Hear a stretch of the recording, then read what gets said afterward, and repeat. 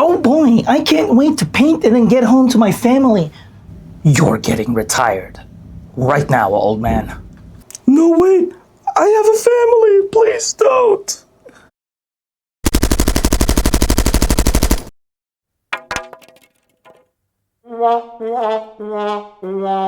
Dirty Down Rust Paint. Is it good, bad, overrated, underrated, perfectly rated? We will find out today the ins and outs of this particular effects paint. Also featuring today is the AK number 2 flat brush, because you saw from the video, the skit, we executed the monster brush.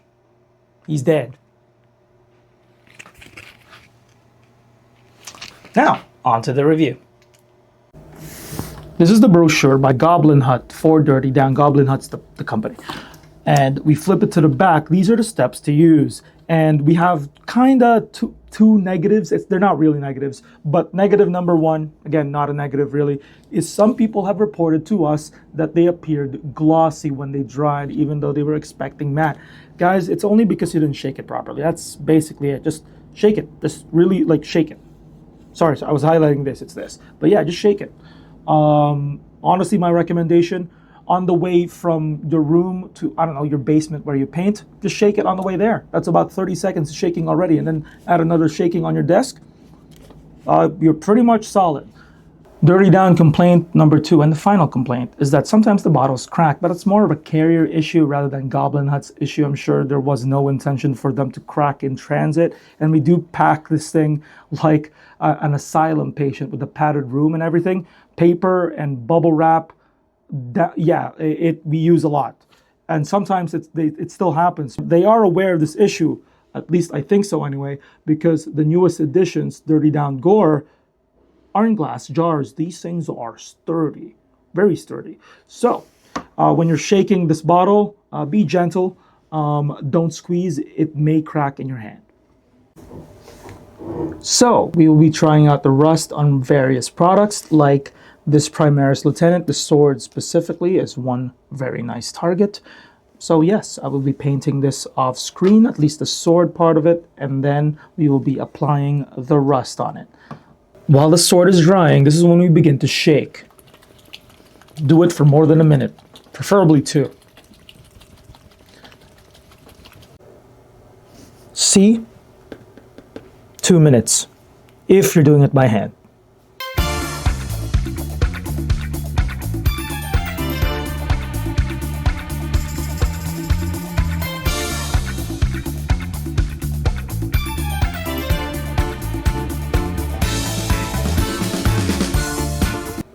Now the paint job is dry. What I'm doing here is applying a thin coat of matte varnish. You don't have to do this if your paint's been dried for more than 24 hours. And why am I doing this, you ask? That's because Dirty Down is solvent-based acrylics, a really strong one at that. Stronger than even Tamiya, I'm pretty sure. So, to make extra sure that my paint doesn't kind of like lift up or crack or melt or bubble, I'm doing this. The matte varnish will take the hit and protect the paints underneath. Again, if it's been dried for more than 24 hours, you can skip this part. The moment of truth. Let's open it.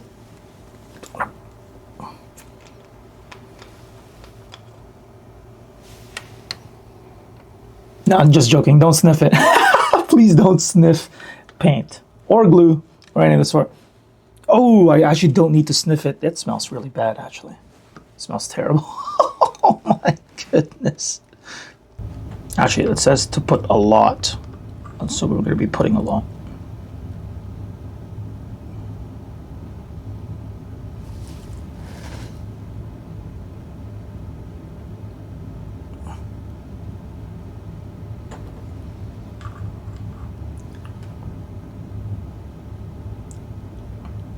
Be soaking this thing. Yeah, it says to put a lot. There we go. I applied it really heavily, extremely heavily. Now I was gonna put it on the gold, but putting it on gold doesn't really make any sense. So I'm gonna apply it on other things that are silver. While that's drying, take a sponge brush or your mom's makeup sponge. This is, to me, is weathering sponge. And I'm just dabbing it on to the sword, removing anything excess, and look at how magnificent it looks. And this is just the first layer. You can keep repeating this over and over.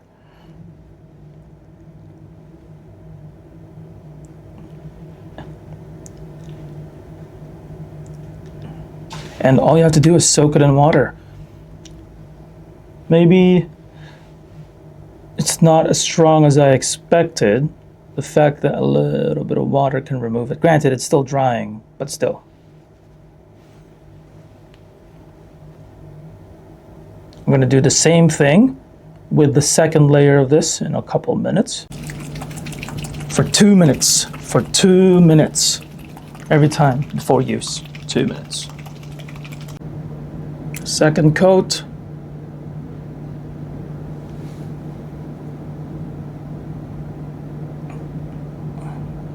Just spreading it around more, so it's a little bit more uneven. Just keep dabbing, keep dabbing.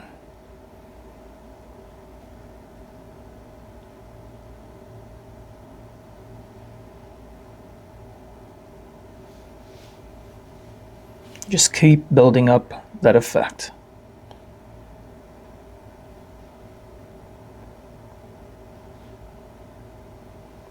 Another thing that's been suggested to us by Dirty Down themselves is to mix Dirty Down with water and apply some sort of stippling action. So maybe it's not as strong as I initially thought it was. The solution part of it may be overstated.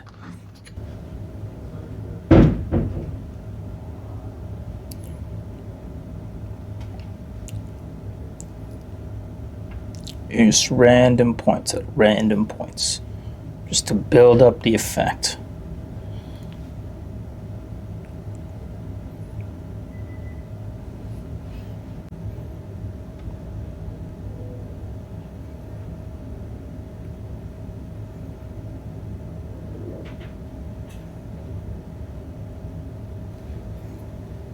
That was the Army Painter character brush, by the way. And the paint job is all set. It's done. Wow. Wow, it's... guys, this is the best rust I've ever seen. And I sloppily applied it. No technique besides a little bit of stippling. I have 2 more examples. This is number 1. It's a bronze statue that's rusted. And if it does look familiar to you, following us for a long time in this channel, this is the same model that I used the slap chop technique on nearly a year ago. And I just painted him gold, put a brown wash over him to make him look like bronze, and then I applied the rust. This is about 3 layers as well, with the stippling and the water and the sponge removal. Finally, on a D&D mini, I believe this is an elf or human paladin, sorry. I just applied it all over, especially in the panel line right there on the edges. And I soaked the rest of the shield, and then with my sponge, I removed a little bit on the middle, irregularly, of course. And what you're left with is this, a rusted shield. Rusty. Yeah. It's crusty though, for sure. It's so beautiful. Here's one final look at the trio. It just looks incredible. Wow. No matter what angle, too. Well done, Dirty Down. This is an incredible product you have. And yeah, props to you. In fact, me looking at it right now, it looks genuinely like it came out of a video game or a movie. That's how good it is. Your demo time-lapse video on your Goblin Hut's YouTube channel, it looked CG when everyone first saw it 3 years ago. But looking at it now, yeah, I believe the hype. This is crazy. No wonder it's a bestseller.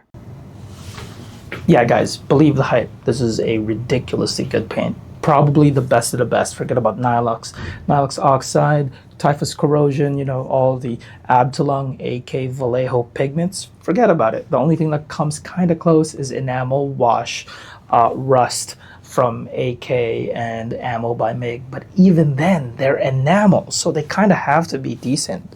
This is water-based acrylic for the most part. There's a little bit of a solution in here, but the fact that you can kind of rinse it off, do stippling action with just water when it's drying, beautiful. You can even thin it down with water too in your palette. So excellent. The only thing that's strong about this really is the smell. It does have a really strong smell. So keep it closed at all times, essentially. That being said, though, regarding the product itself, it's very quickly going away. It is a bestseller. Links down below in the description for the website so you can grab this bad boy. Do not miss out, especially in the holiday season. Black Friday is approaching, and we do have the Black November promotion. Don't forget. And guys, it's a great gift. I promise you. Thank you guys so much for watching. And if you like what you saw here and what you want to see more, please like and subscribe. We hit 11K. Thank you guys. Bye-bye.